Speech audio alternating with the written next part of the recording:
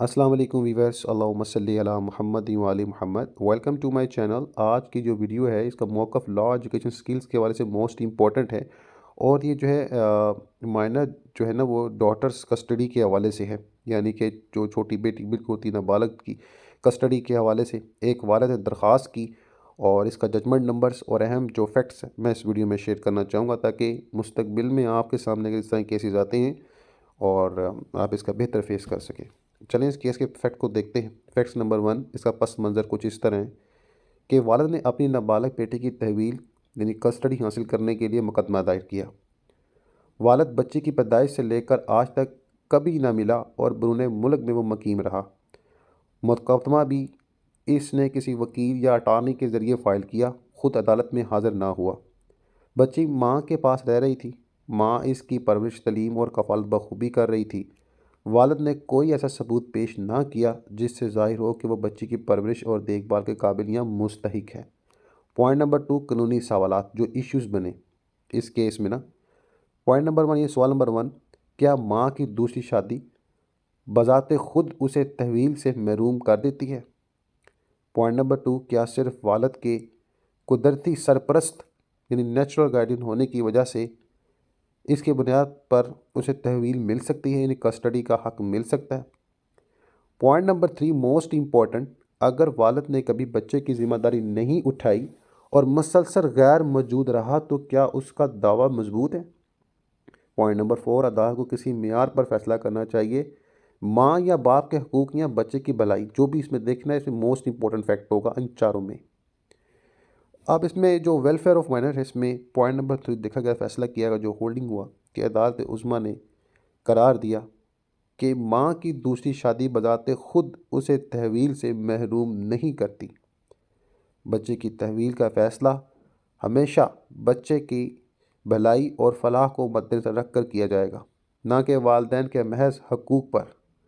वालिद अगर अमली तौर पर बच्चे की परवरिश में शरीक ना हुआ और अपनी ज़िम्मेदारी अदा ना करे तो महज कुदरती सरपरस्त होने की बुनियाद पर तहवील नहीं ले सकता। गुर्बत या माँ की माली कमज़ोरी कोई ऐसा जवाज़ नहीं जो इसे तहवील से महरूम करे जब तक वो बच्चे की ज़रूरियात पूरी कर रही है।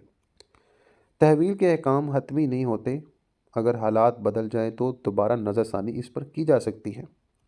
पॉइंट नंबर 4, कानूनी असूल प्रिंसिपल जो अप्लाइड की जाते हैं इसमें। गार्डियंस एंड वर्ल्ड एक्ट 1890 की दफ़ात का इतलाक़ जो है 17 और 25 के मुताबिक इस्लामी कानून में मौजूद असूल के माँ की शादी से इसकी तहवील ख़त्म हो जाती है, अब मुतलका यानी एब्सोल्यूट नहीं है। बुनियादी असूल बच्चे की फलाह बहबूद यानी welfare of the minor child सबसे मुकद्दम है। अगर बच्चा इतना बड़ा हो कि अपनी राय दे सके तो अदालत इसकी राय को भी देखेगी, मगर फ़ैसला सिर्फ इसी पर नहीं होगा, फैक्ट्स भी देखे जाएंगे। पॉइंट नंबर 5, अहम नकात व असरात जो हैं।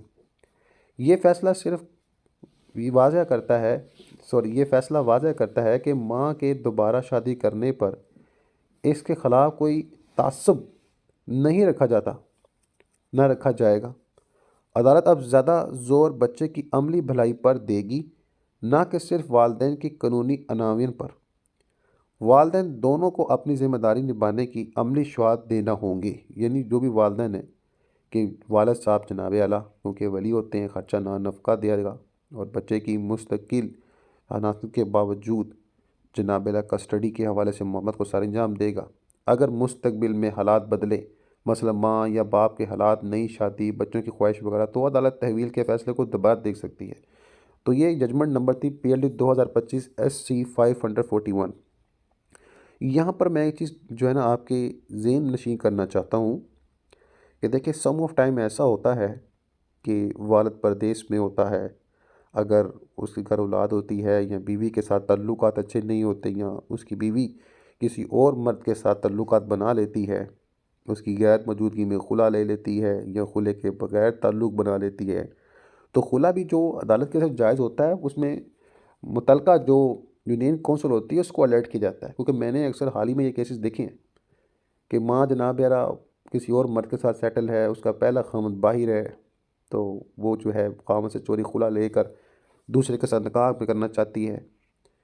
तो ये चीज़ें क्या होती हैं कि कोर्ट से अगर खुला ले जाता है तो कोर्ट पाबंद करता है कि यूनियन कौंसिल जाएं। तो इसमें हक भी शरई तौर पर ये बनता है कि अब यूनियन कौंसिल जाकर लड़के के किसी घर वाले सरपरस्त को अलर्ट करें और वो उस लड़के से बात करे। चूँकि खुला तो कोई नहीं रोक सकता, लेकिन उनके इल्म में ये बात होना ज़रूरी है, वरना कल को क्या होगा अगर ऐसे मामले होते हैं तो लड़का आउट ऑफ कंट्री से आकर उस लड़की पर बदचलनी का जो है वो केस करके अपने बच्चे को ले सकता है। ठीक है, और इसमें बहुत सारे फैक्ट्स फिर सामने आ जाते हैं। ज़ाहिर है फिर बदचलन होती है तो बदचलन से सारे मामला, और सम ऑफ टाइम ऐसा होता है कि मर्द फर्स्ट टाइम बद किरदार होता है, औरत साबित कर देती है कि ये जनाब नशे का आदी है, काम नहीं करता, मारता डांटता है, बच्चों की परवरिश के लिए काबिल नहीं है। तो फिर अदालत बच्चे को माँ की तरफ छोड़ देती है। और सम ऑफ टाइम ऐसा होता है कि बच्चा माँ के पास रहता है लेकिन उसकी ख्वाहिश बाप के साथ होती है। इसके अलावा इसी दौरान अगर बाप ठीक हो जाए, माँ दूसरी शादी कर ले, सुतेला बाप उन बच्चों पे जुल्म करता हो, बच्चा जनाब आला अदालत में कह दे मुझ पर जुल्म किया जाता है, मैं अपने पहले फ़ादर के पास रहना चाहता हूँ, पहला फ़ादर जो है वो केस कर दे कि जनाब आला मेरी बीवी ने जो दूसरा खामद किया है वो मेरे बच्चों पर जुल्म करता है।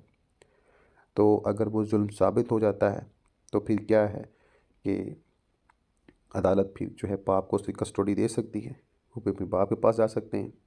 और इसमें इम्पॉर्टेंट फैक्ट क्या होता है, बच्चों का खुद बयान करना, और वो तशद्दुद साबित भी हो, मेडिकली मेंटली तौर पर वो चीज़ें साबित हों कि आया जो बयान की जा रही हैं वो हकीकी अमली वजूद के साथ हैं।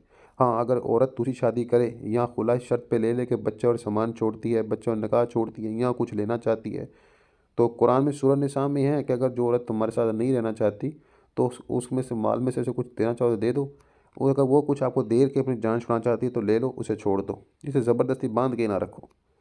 तो ये चीज़ें बड़ी इंपॉर्टेंट हैं। तलाक़ का सही विजन हासिल करने के लिए आपको अल कुरान करीम सूरह बकरा को पढ़ना चाहिए, आयत नंबर 18 से शुरू करें, सूरह तलाक़ को पढ़ें, इसको मुकम्मल तौर पर समझें, और फिर सूरह निसा को पढ़ें, फिर मुकम्मल तौर पर सोचें समझें। तलाक़ का मामला ऐसा नहीं होता है, खुला या तलाक़ जिस तरह आम लोग औरतें ले रही हैं आजकल माशरे में, ये सेक्सुअल एक्टिविटीज़ जब से ज़्यादा हुई हैं फेसबुक, इंस्टाग्राम और दीगर सोशल मीडिया पर, औरतें जो है नए नए खामद के चक्करों में फिरती हैं और बाद अज़ा फिर उस खामद से भी हाथ धो बैठती हैं। तो ये माशरे में एक लानत के सिवा और कुछ नहीं है। निकाह भी चोरी नहीं होता, तलाक़ और खुला भी चोरी नहीं होता। निकाह भी ज़ाहिरी होता है, तलाक़ व खुला भी ज़ाहिरी होता है। इसके लिए जो लीगल टर्म्स एंड कंडीशन है वो मोस्ट इंपॉर्टेंट है, और किसी भी अदालत को कोई हक़ नहीं है कि मर्द की गैर मौजूदगी में तलाक़ के हवाले से मामला को फ़ैसला दे दे या खुला के हवाले से। हाँ, वो अलबत्ता ये हुक्म दे सकता है कि मुतल्लिका यूनियन कौंसिल इन दोनों पार्टीज़ को आमने सामने करे, लड़की खुला चाहती है तो खुला दिलवाया जाए, इसके खामद को बताया जाए, खामद मौजूद नहीं है, आउट ऑफ कंट्री में है, तो उसके घर में जो सरपरस्त आला हैं उसको इसकी इंफॉर्मेशन होनी चाहिए, ताकि कल को कोई ऐसा मामला पेश ना आए जो जुर्म के ज़मरे में आता हो, चाहे वो बोथ ऑफ दी पार्टीज़ में क्यों ना पाया जाए।